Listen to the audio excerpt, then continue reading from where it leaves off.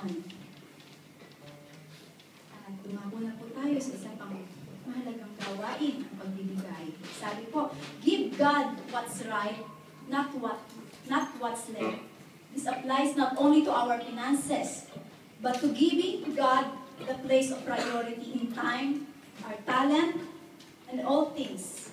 We deserve better than leftover, rather than first fruit.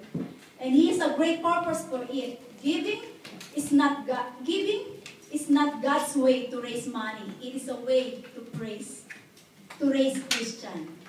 Sabi nga ni Pastor, isa po sa para maranasan natin ang pabor ng Panginoon, let's give sa gawain ng Panginoon.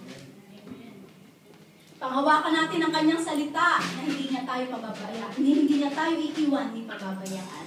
Amen. Kaya ina-encourage ko po ang bawat isa na magbigay sa gawain ng Panginoon.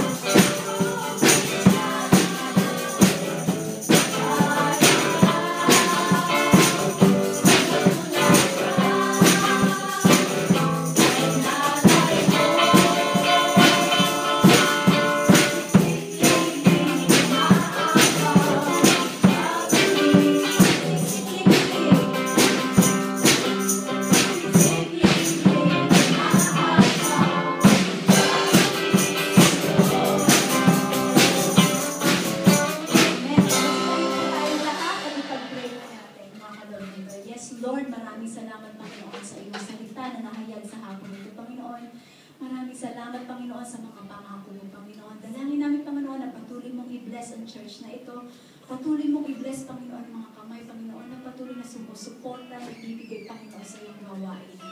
Dalangin pa rin namin, Panginoon, na ikaw pa rin, Panginoon, ang mamuna, Panginoon, sa natitirang naming gawain sa hapong ito, Panginoon. Yes, Lord, maraming salamat po. Pinabalik po namin ang mataas na pagpulit pagsamba sa pangalan ni Jesus. Amen.